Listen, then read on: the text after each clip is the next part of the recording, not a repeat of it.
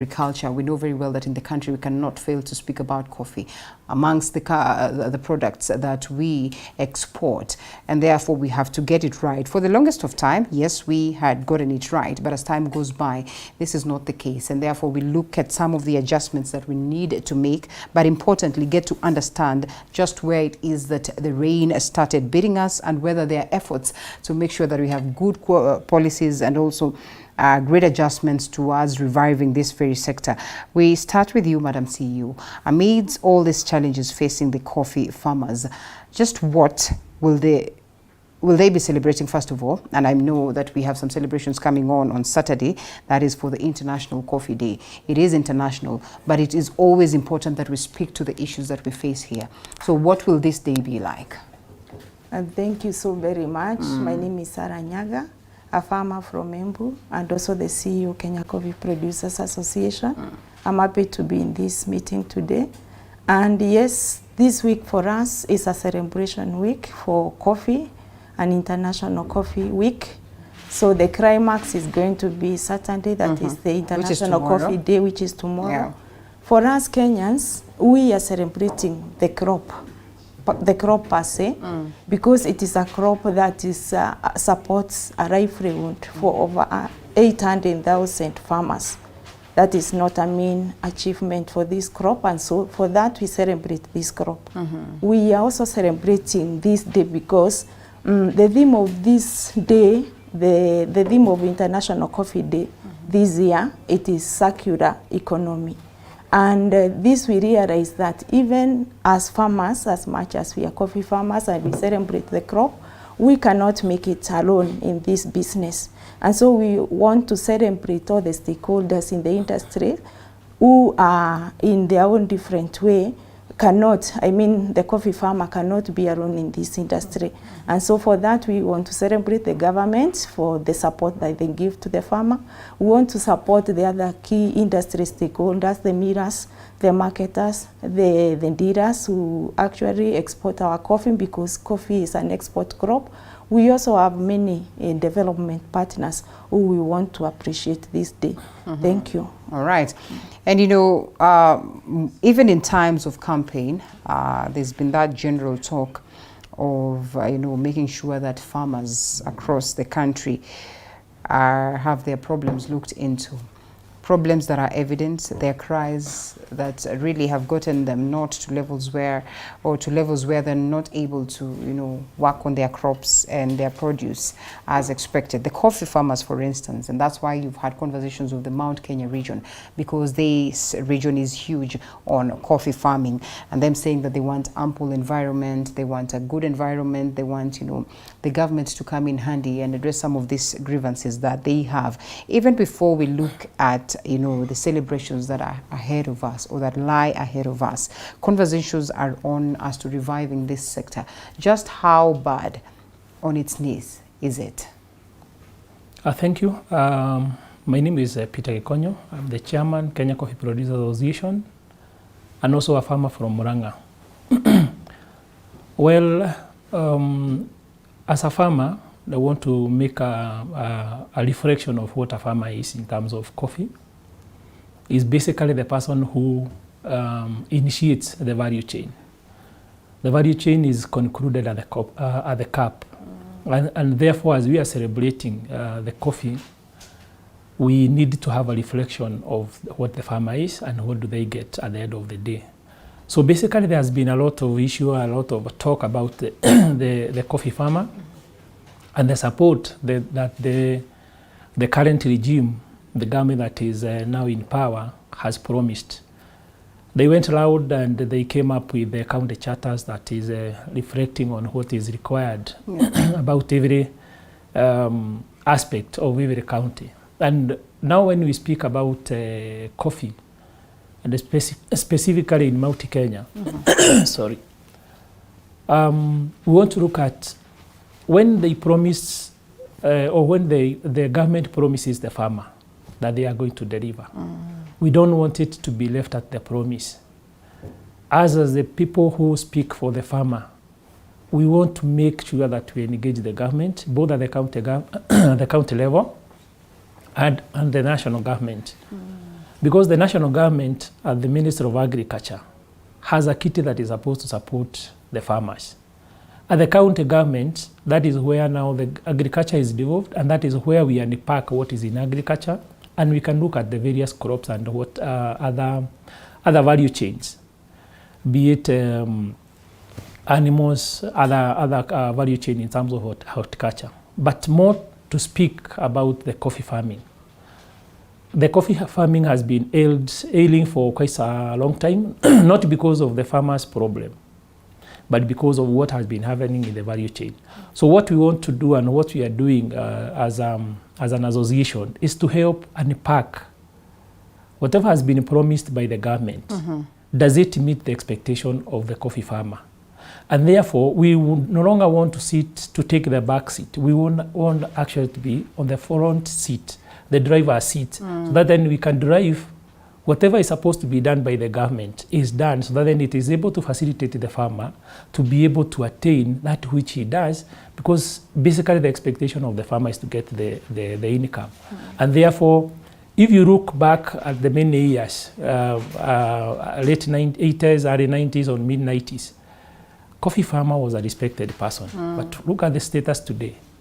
Nobody, whoever wants to talk about the coffee farmer, they look at how are we going to help the farmer. And the question that we always ask about coffee farming, then is a coffee farmer a poor person? Should he or she be a poor person? And the answer is no. For your information, coffee is the second most traded commodity in the world, second from the petroleum oil. And therefore, if you are the person who is at the bottom of the pyramid, where you are the person who is supposed to be calling the shot, and therefore then, at the end of the day, then the people who are supposed to be your agents, they are becoming like your principals. So now we want the farmer to take the principal seats, so that then he can be able to engage the government, and the government now should be able to listen to the farmer. And everything that is being done towards the farmer, it should be a pro-farmer. And therefore we are calling upon the government, before they initiate anything that they promise to the farmer, let's put the farmer first, hear what the farmer first, and we are also congregating to develop that which we think can be able to be implemented to support the farmers. You know, the relationship then would be very, very important of these key stakeholders. I'd love to understand in your capacity as the CEO, that is of KCPA, and also in your analysis, just how is the relationship like between the coffee farmer, the government itself, or the government institutions that handle this space, and most importantly, the stakeholders whom you speak of, and you say that it's time they come together to make sure that we have that vibrant coffee industry that once existed? Okay, thank you. The current status or the current relationship between the industry, the key industry players, I would say maybe it is, from where I sit, it's cordial, but there is room for improvement. There are opportunities that each of the parties should capture to improve this kind of relationship. But just how important is it to the success? It is important that all the key industry stakeholders are speaking in one voice, or are realizing the key mandate of each of the organizations that are key in this industry to make it happen. Because like I started by saying, this is a circular economy, and so it means that all the industry players are very key in this industry. But what informs the gap? What informs the gap that today, say KCPA would be speaking a different thing from what the local farmer is speaking, that KCPA or the local farmer would be speaking a totally different thing from the agriculture ministry, from stakeholders therein? What really informs this gap? The gap, maybe, if I start from the farmer, the Wanjiko down at the ground, I would start by looking at the knowledge gap. That the farmer per se lacks a lot of knowledge in terms of even the way of doing business, the way of carrying out business, even the policies that regulate this industry. There is a lot of knowledge gap when it comes to the farmer. And that connection, and which can be addressed, as one of the key ways forward into addressing the issues that are affecting the industry, bridging the knowledge gap at the farmer level. And that should be actually steered because we know agriculture is devolved. As we are talking now, agriculture is devolved. And so the issue of capacity building in terms of the entire value chain, through from production, processing and marketing of coffee, if the county government can steer this kind of capacity building initiatives, this would be part of the game changer.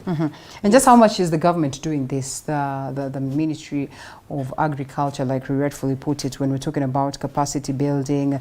What are some of are there, and what are some of them that are interventions that the government are setting up, involvement of the same with the farmers on the ground, and most important, setting up of policies, and policies that are set having engaged the people who have proper understanding of the sector? Well, maybe if I quickly add on to what my sister was talking about, the CEO. Why we are where we are today is because of the various interests that are there in coffee farming. Yeah. As I rightly say that coffee is the second most traded commodity. It therefore means there is a lot of money circulating within the value chain. And therefore, when this money is there, it therefore means various stakeholders would want to have their portions. Yeah. And therefore, when you are also in business, therefore you also want to maximize and capitalize on your earnings. And therefore, along the value chain, the people who are on the top are able to see more than what the farmer is able to see. And therefore, their interest sometimes supersedes the interest of the farmer. And if you look at the engagement and the kind of involvement in terms of the policy development, it therefore means the people who has it and who have more information may even at the end of the day have some skewed way of developing those or influencing the policies. And that is why we are saying we have discovered and realized that why we are where we are is one of the critical issues about the information. So we want to ensure that as the farmer's voice, because we will be an advocate for the farmer, is to ensure that the farmer has the information. And this is the information two ways. You must have the information about what you are doing in terms of the best practices about agriculture, the best practices about how do you process your coffee, the best, and then you also have the information about the market. So again, we want to also have a very well structured way of informing the farmers, because there is that consumer who consumes specific cup of coffee, and therefore we would want the farmer to know who is the actual consumer of their coffee. So when we share this kind of information, therefore we are also going to build some synergies. And therefore the person expecting to consume the coffee is aware that there is somebody who is producing. And the person who is producing is aware there is somebody who is buying or expecting to buy that coffee. And therefore this information, once is there, what is going to happen is we are going to build, through the synergies, to build a bigger cake. And if the cake is big, and then you also cut the same slice, then it therefore means because the slice will be bigger, you will be able to get satisfied. So I'm supporting what my sister is saying here, that you cannot be able to do without anybody in the value chain. But what we are saying is, let's put the synergies. Let's not appear like we are competing, because a seller or a buyer cannot compete with the farmer, because the farmer is in the business of production. The buyer is in the business of buying. So, and the person who is selling is in the business of looking for the market. So what we can say is, once the cake is bigger, by ensuring that we are playing within our territories, even the government is supposed to put facilitative policies about the farmer. It is not the government policies. It is actually the farmer's policy that is supposed to give him the room and the resources to be able to deliver the production that they are supposed to deliver. And therefore, once that is done, everything in the value chain will be able to fall in its rightful place. Okay. Yes. All right, Madam CEO, and we know that governments sometimes will speak best with associations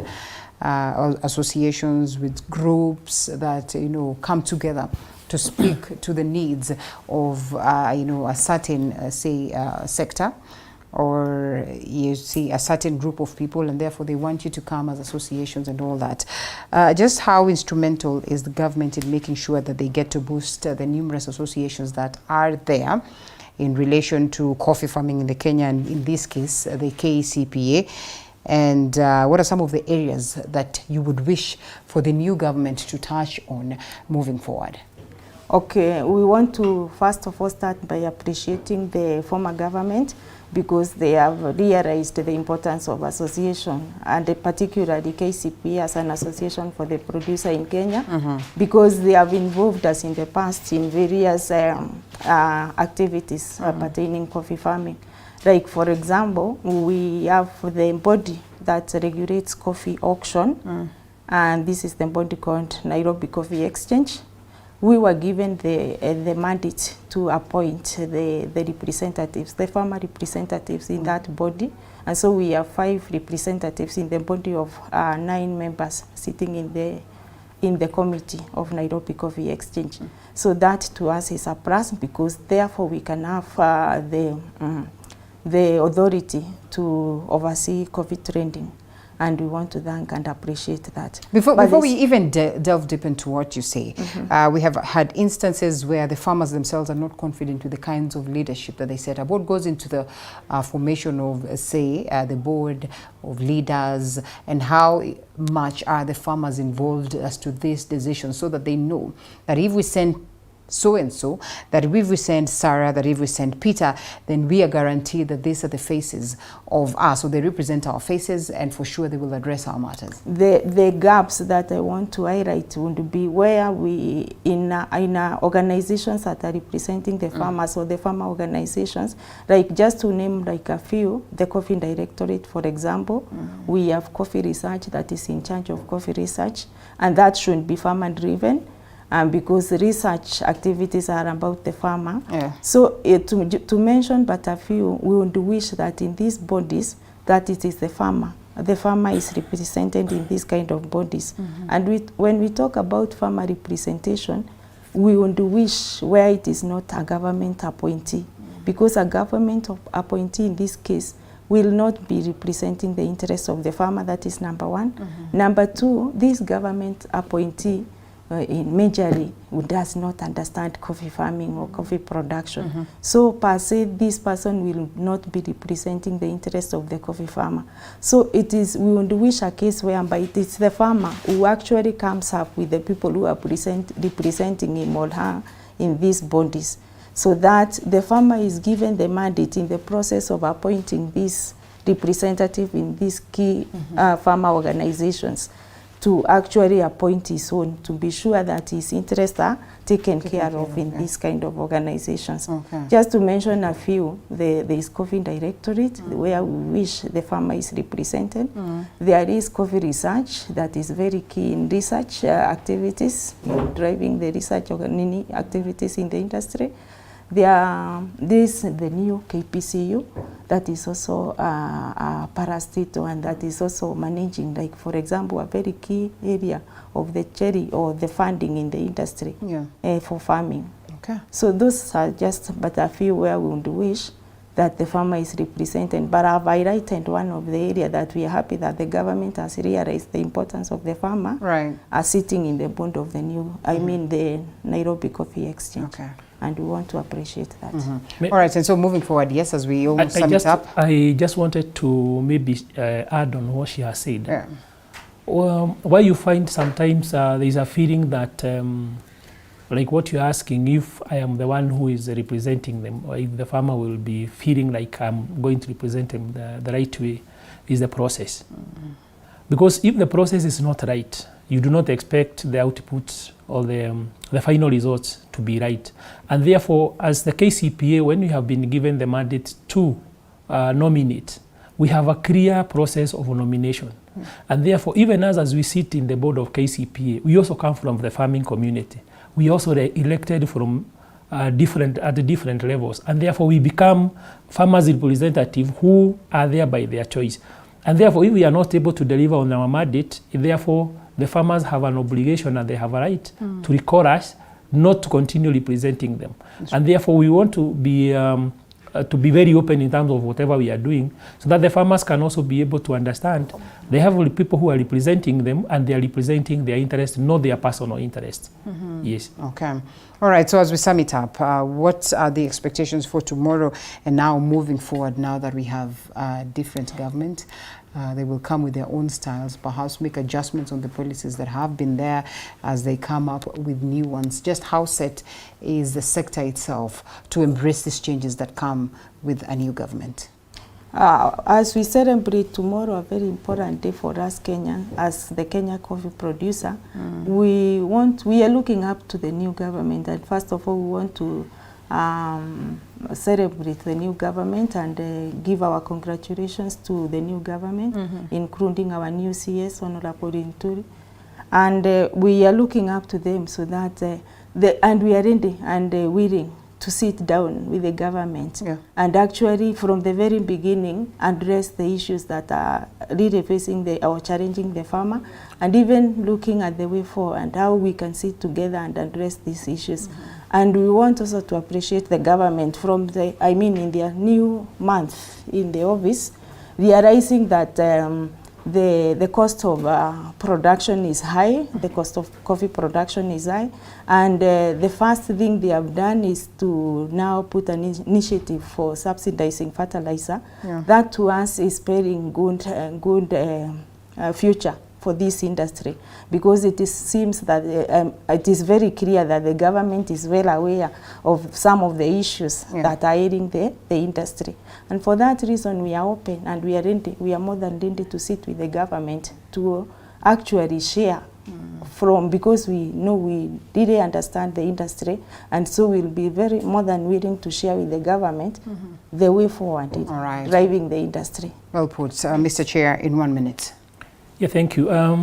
For us as a farmers organization, a farmers advocate, ours is to unpack the promise that the government has promised the coffee farmers.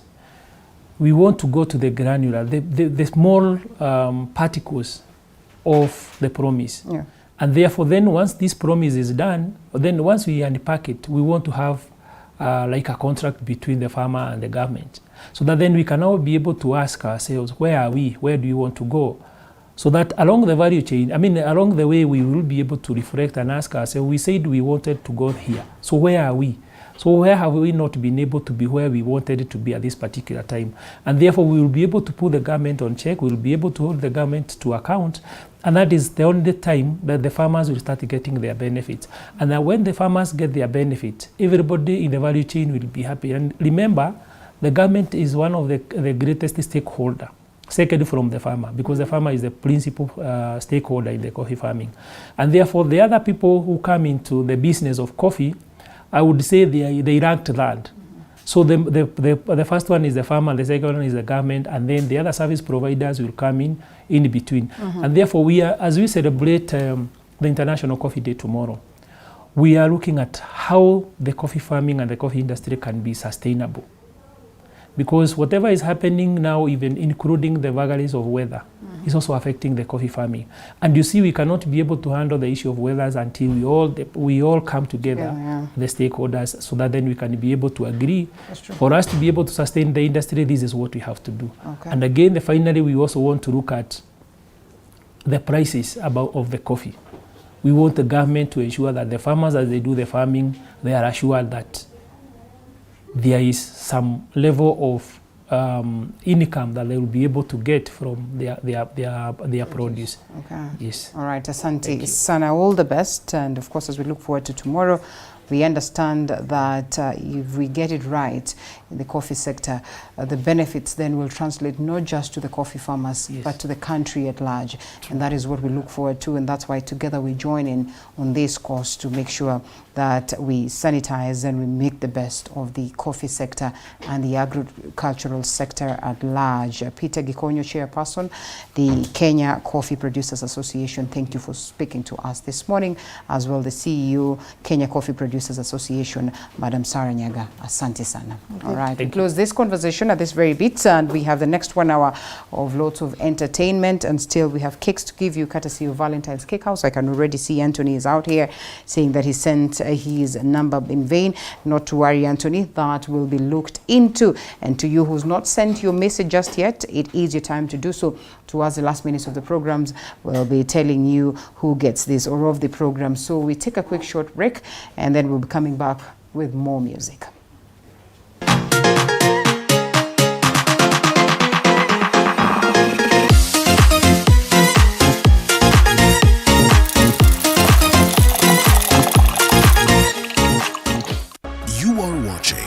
TV47, the home of untold stories.